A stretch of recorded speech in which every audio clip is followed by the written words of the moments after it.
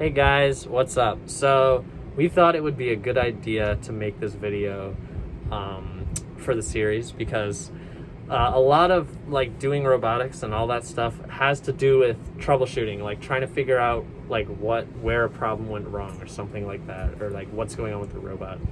And one of the best strategies that we came up with was the strategy of trying to essentially like isolate parts that could have a problem and then like double check that.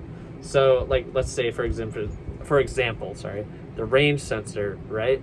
Like you see this is just a range sensor. Like a lot of times you would just think, oh yeah, you just plug it in and if it doesn't work there's a coding problem. But like a lot of the times like wires can be a problem.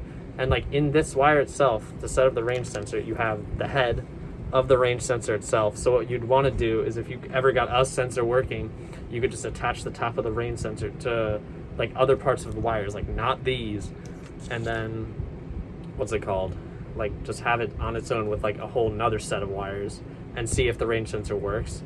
And if it does, then what's it called? That means then that this part is good, and then you could move on to, let's say, the next piece. Like you would change out this piece for another different wire, and then you try a different level shifter, and so on, until you just basically try like every single part, and you just make sure that each of them work or doesn't. But also, what's it called? What you can also think about as well is that if, let's say you tried with, I don't know, the level shifter, because these things are very breakable, shall I say. They half the time don't work. But let's say you tried with like a whole new wiring that works with like another level shifter, and then you replace this level shifter into it and it doesn't work, then this becomes your problem piece, and then you know that obviously this is the problem and you need to obviously switch it out. So it goes kind of under like the whole, basically just try every piece, and if all of them work, that means your problem's not there and it's somewhere probably in your software or config. And if there is a problem, then you can switch it out and try it, and if it works, then great. If it doesn't work, you have to keep troubleshooting. And the way you keep troubleshooting is you're gonna break down, you're gonna go beyond just the wiring of your actual object, and you're gonna go into the control hub. And one thing you can do, this is especially true for motors, servos, encoder wires, etc., is you can try like switching them in the ports with each other. Like let's say you have one motor in port 0 and the other motor in port 1, you can swap them. So by swapping the motors, servos, or whatever into different ports, you can see like which one will then work, which one won't work, and you can see, if it's a hardware problem, if it's a config problem, if it's a coding problem, and all those different things. The other thing you can then do is change the motor's names and configuration, and if you can see how that affects which motor works and which motor doesn't, or which sensor works, which encoder works, whatever, and that'll be able to tell you whether it's a problem with the actual program or whether it was more of a config problem. And then so basically you want to like go through like different aspects of your robot's function, like along the software like chain sort of, and you want to see like at every port, like at every point along like that event, like string of events, like where does it go wrong. Yeah, I was also gonna say as well, like when I'm talking about like breaking up like individual wires, like you can do that on like any level. Like let's say you're using Mechnum drive and you're having a problem with Mechnum drive because something like when you just move it forward it doesn't move forward or something like that, or you're doing encoders in autonomous with your 4 wheels and something's not working. What you can do is you can literally just test each wheel on its own and just see if that wheel does what it's supposed to do, because if you can figure out which wheel is doing something wrong, then you can further troubleshoot on that wheel. And it just helps you because then you will know where to look, and it makes the rest of your troubleshooting easier. Basically, like the whole thing about troubleshooting, like the whole concept is you want to like whittle down, like through process of elimination, figure out what your problems aren't, so that you can pinpoint what they are. Yes, that's exactly. The best way to do it. Yeah, and if you have something that works, by the way, you should always use it as a reference as to something that doesn't. Yeah. So let's say you're doing some teleop, and then you do something, and one way or another you have like this error, and you don't know where it came from.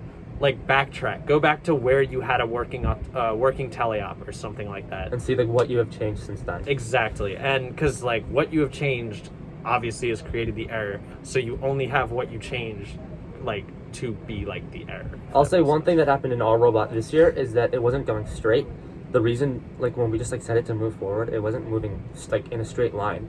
The reason being was that we had different encoder wires and different motors, and therefore what happened is that they were like reading like slightly different values, and it was like just turning like ever so slightly. It wasn't being like this.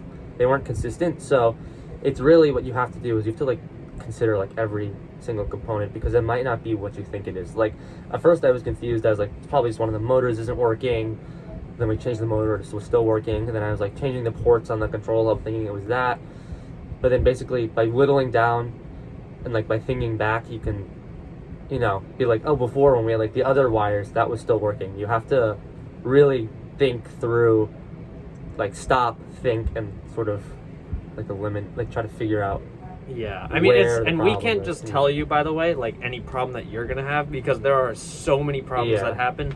But like what you have to do is you kind of just have to see, where does it tell you your error is, or like what did you change that caused that error, and that's usually the best way that you can actually like start to troubleshoot. Yeah, and also like one thing, the internet can be a very helpful place. So Also another thing, if you're having like, if it worked and then doesn't work or something, there's actually one of the errors is very simple. It says like expansion hub or control hub missing. Just restart your robot. Like sometimes that can like fix the error as well. Yeah, restarting your robot sometimes is just like, if you have an error like, and that's not like a failure to code or whatever error, it's usually good to just like restart and check if it's going to do that same error again. That's always something.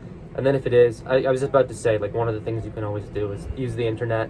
There's Reddit pages, there's our YouTube channel. There's a lot of stuff. There's a lot of resources out there that you can use, and people can be helpful.